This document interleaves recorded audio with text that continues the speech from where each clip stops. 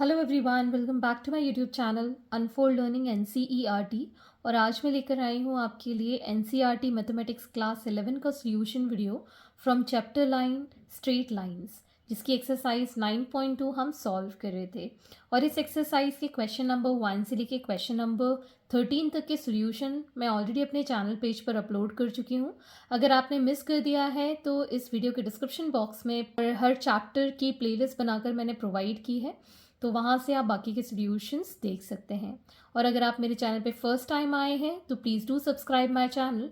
और अगर मेरा कंटेंट थोड़ा सा भी पसंद आ रहा हो, यूज़फुल हो, so please let me know in the comment section कि आप मेरा ये वीडियो कहाँ से देख रहे हैं।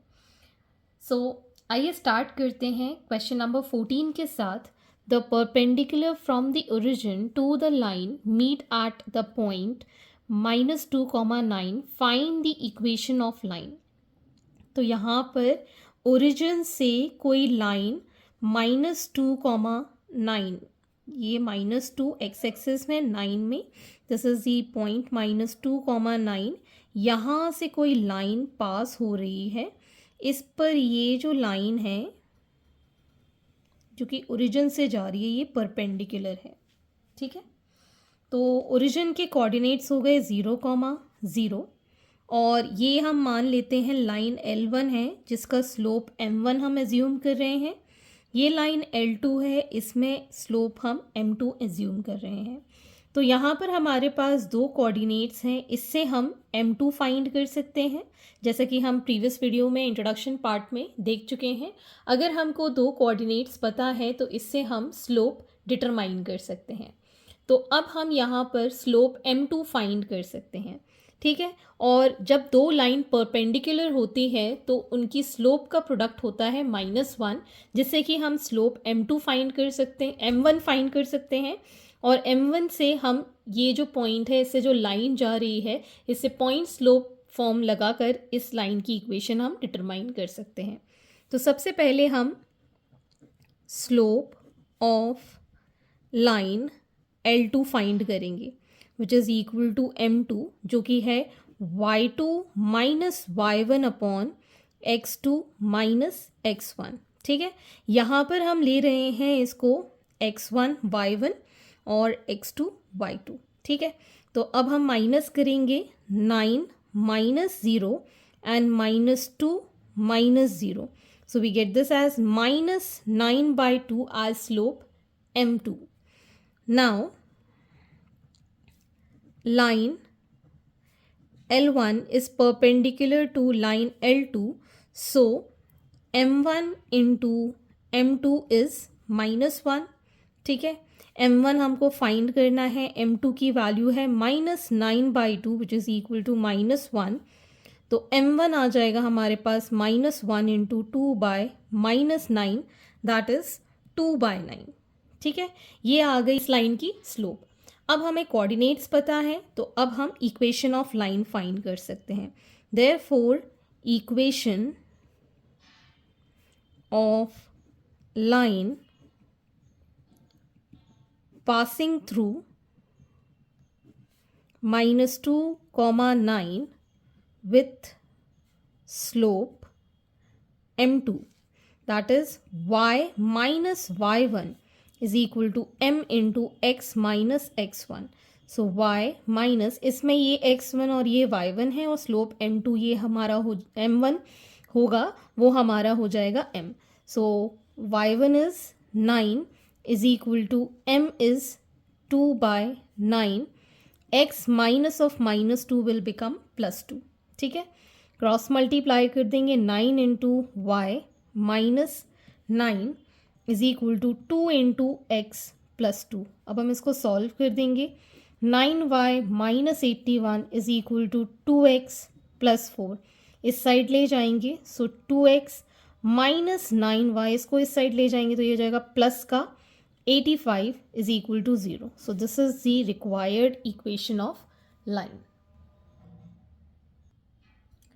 Question number 15. Length L in centimeter of a copper wire is a linear function of its Celsius temperature C. In an experiment, if L is equal to 124.0 942 and C is equal to 20 and L is equal to 125.134 when C is equal to 110. Express L in terms of C.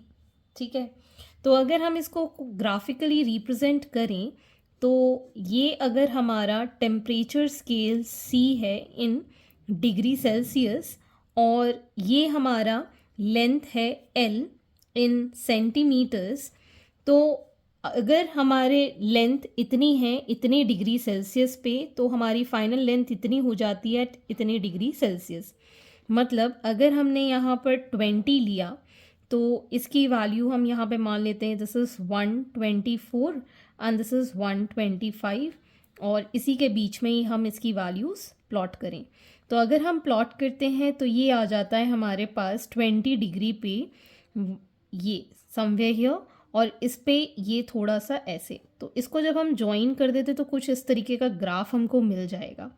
तो अगर इसको हम plot करें so this is x axis, so 20 degree पे हमको 124.942 मिल रहा है length और 110 पे 125.134 मिल रहा है। तो हमको ये डिसाइड करना है कि इसमें x और y की वैल्यू ग्राफिकली हम कैसे मेंशन करेंगे, ठीक है ना। तो अगर ये हमको यहाँ पर एप्लीकेशन बेस्ड क्वेश्चन समझ में आ गया तो फिर अब क्वेश्चन करना कोई डिफ़िकल्टी की बात नहीं है। आपको L को C के टर्म्स में लिखना है, तो मतलब इक्वेशन ऑफ लाइन डिटरमाइन करनी है जिसमें कि लेंथ को हम टेम्परेचर के टर्म्स में लिखेंगे। तो अगर हमारे पास दो कोऑर्डिनेट्स मौजूद हैं से x1 y1 and x2 y2, तो हम इक्वेशन ऑफ लाइन डिटरमाइन कर सकते हैं, ठीक। तो हमने क्या पढ़ा है y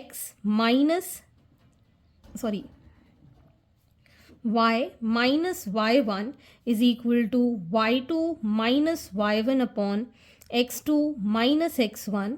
same here x minus x1 से इसको मल्टीप्लाई कर देंगे, ठीक है ना। तो ये हमारी इक्वेशन ऑफ लाइन हो जाती है। अगर हम इसको अब रिप्रेजेंट करें यहाँ पर x1 y1 के फॉर्म में तो हम लिख सकते हैं y माइनस y1 इज 124.942, ठीक है।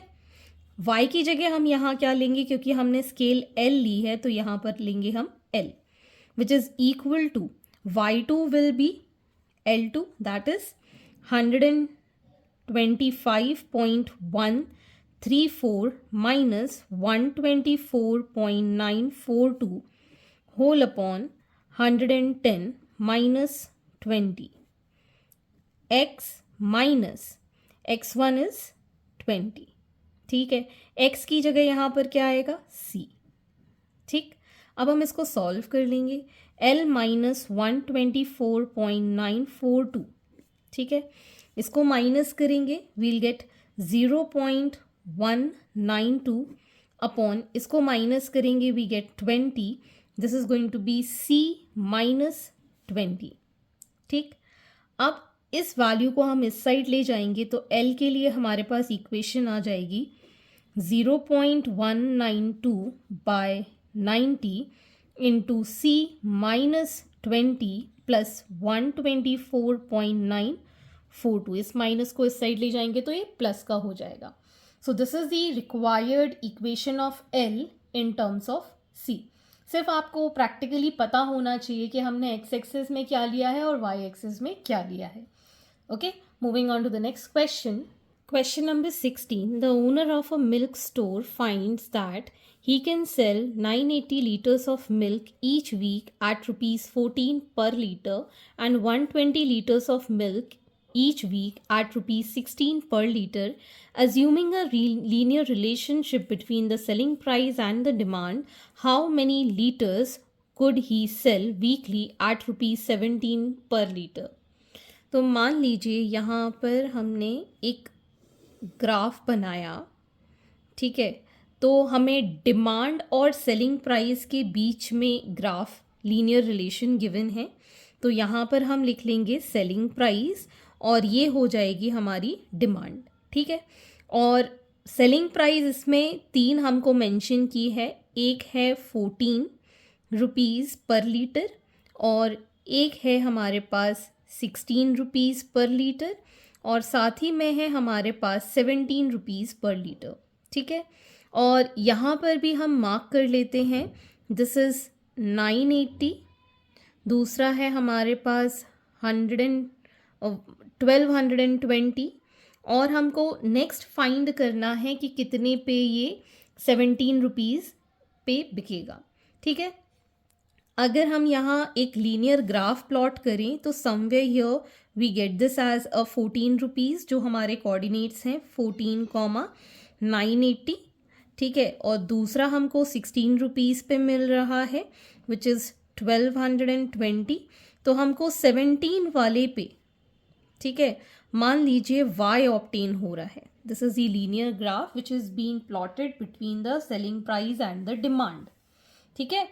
तो अब हमको ये फाइंड करना है कि कितनी डिमांड या कितने लीटर्स ऑफ वाटर, कितने लीटर्स ऑफ मिल्क वो सेल कर पाएगा 17 रुपये पर लीटर के हिसाब से, ठीक है। तो अगर हम ये दो पॉइंट लेके इसकी स्लोप निकाल दें और वो जो स्लोप आएगी इक्वेशन ऑफ लाइन में पुट कर दें तो हमारे पास इसका सॉल्यूशन y के लिए आ जाएगा, ठीक। तो पहले हम लिख लेते हैं late y liters of milk be sold for ₹17 पर लीटर, ठीक है। और हमारे पास इक्वेशन ऑफ लाइन के लिए पहले स्लोप निकालेंगे। सो slope of line will be y2 minus y1, that is 1220 minus 980 divided by x2 minus x1. So we get this as 240 by 2 which is 120. तो ये हमारे पास इसी लाइन की स्लोप आ गई है, ठीक। तो जनरल इक्वेशन हमें पता है for the line, that is x minus x1 is equal to m in y minus y1 into m into x minus x1. तो अब इस इक्वेशन ऑफ लाइन में अगर हम वैल्यूज़ पुट कर दें, ये हमारा x1 y1 है और ये हमारा xy है जो इस पे ये लाई कर रहा है। तो हमारे पास ये वैल्यू आ जाएगी एज y की वैल्यू हो गई y minus y1 is 980, m अभी हमने निकाला दैट इज 120, x की वैल्यू है हमारे पास दैट इज 17 और x1 की वैल्यू है हमारे पास 14, ठीक है। अब हम इसको जब सॉल्व करेंगे we'll get the value for y. So y minus 980 is equal to 120, इसको माइनस करेंगे we'll get this as 3 which is 360, ठीक। So y is equal to 360 plus 980 which is going to be 0, 8 plus 6 is 14, 1 carry, that is 1340. Therefore we can say that y की value जो हमने assume की थी that is 1340 liters of milk is sold for ₹17 per liter, okay. Hence, this is the solution. Question number 17. P, A comma B is a midpoint of line segment between x's. Show that equation of line is x by A plus y by B is equal to 2.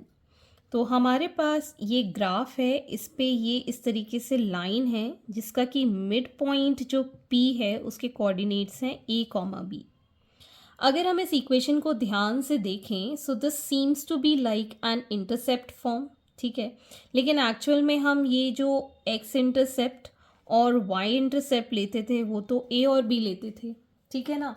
लेकिन अब हम यहाँ पर a और b नहीं ले सकते हैं, इसकी जगह हम यहाँ पर ले लेते हैं अल्फ़ा और इसकी जगह ले लेते हैं बीटा, ठीक है। तो अगर ये अल्फ़ा यहाँ पर लेंथ है तो y की वैल्यू कितनी हो जाएगी 0, तो कोऑर्डिनेट्स हो गए अल्फ़ा कॉमा 0 और यहाँ पर अगर हम x की वैल्यू देखें तो 0 है और y एक्सिस पे ये बीटा कट कर रहा है, ठीक। अब हम यहाँ पर लिख पाएंगे if alpha is x intercept and beta is y intercept, so हमारी जो इक्वेशन ऑफ लाइन वो हो जाती है x upon alpha plus Y upon beta is equal to 1। वैसे हम ए और बी लेके करते हैं तो X upon A plus Y upon B is equal to 1 आता है, लेकिन हमने यहाँ पर अब चेंज कर दिया अल्फा और बीटा को, क्योंकि पी जो है वो मिड पॉइंट है।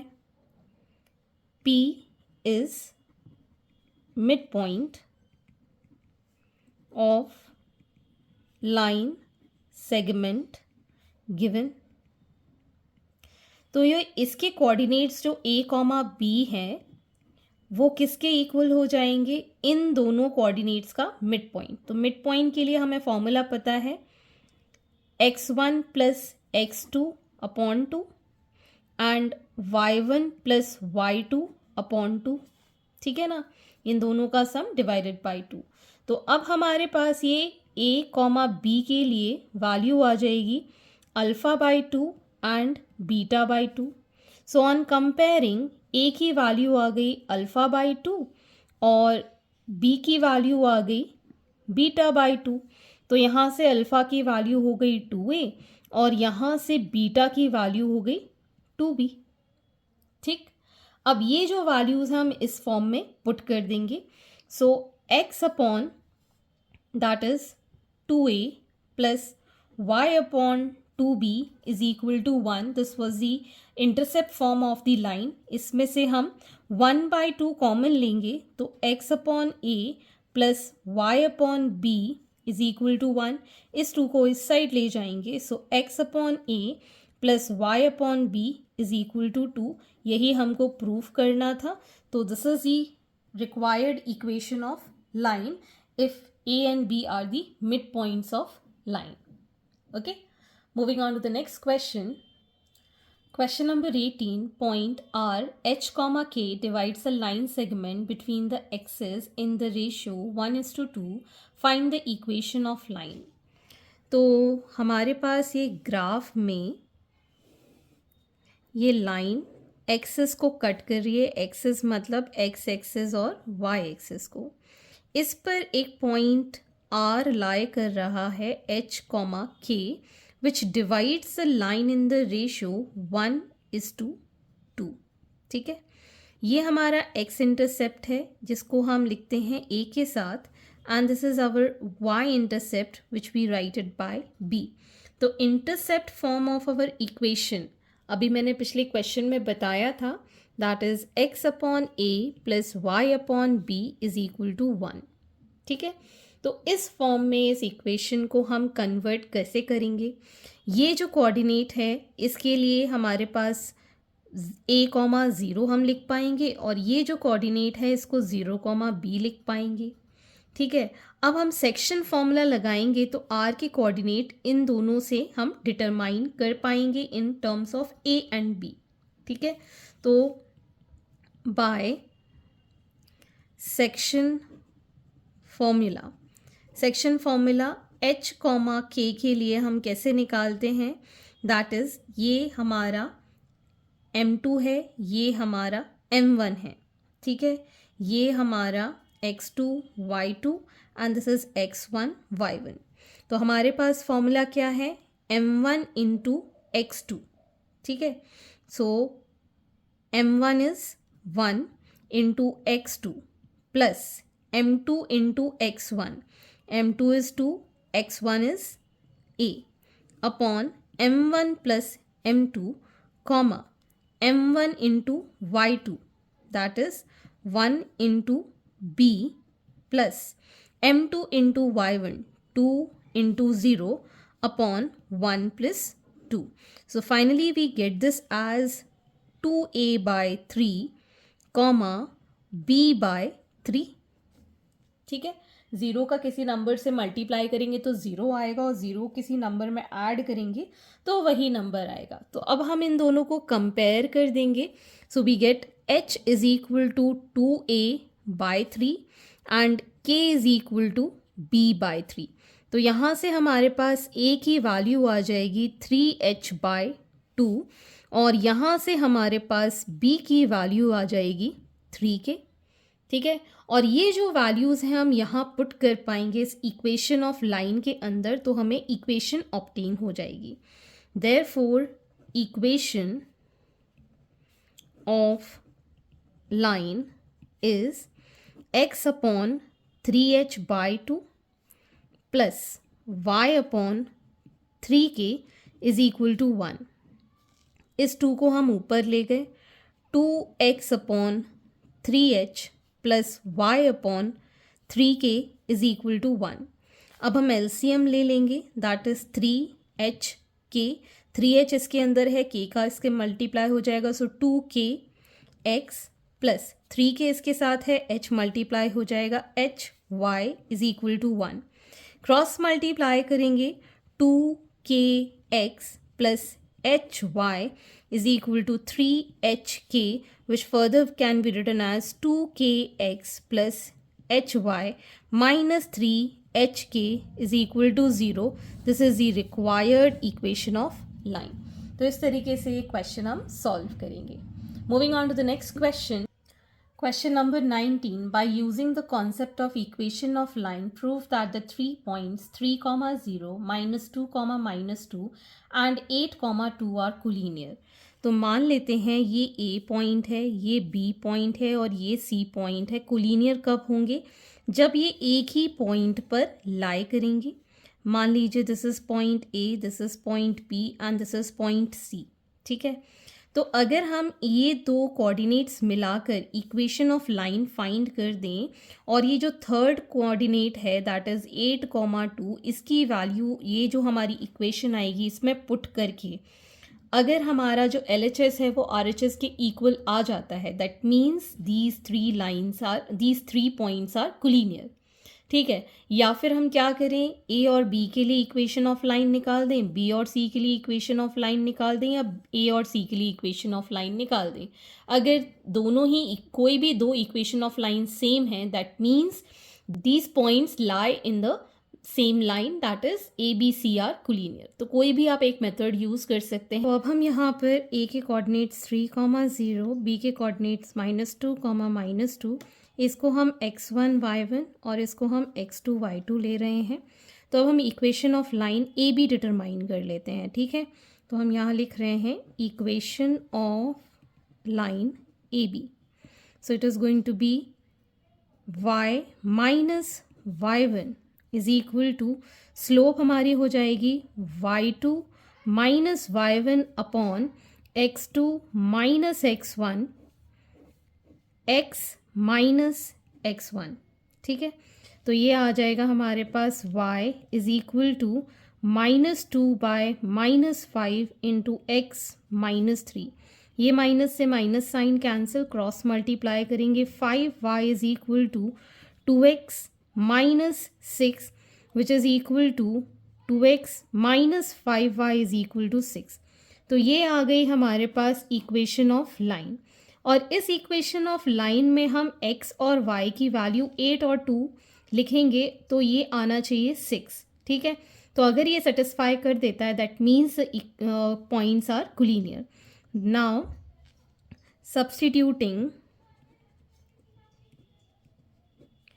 8, 2 in given equation of line, तो ये आ जाएगा हमारे पास 2 इंटू 8 माइनस 5 इंटू 2।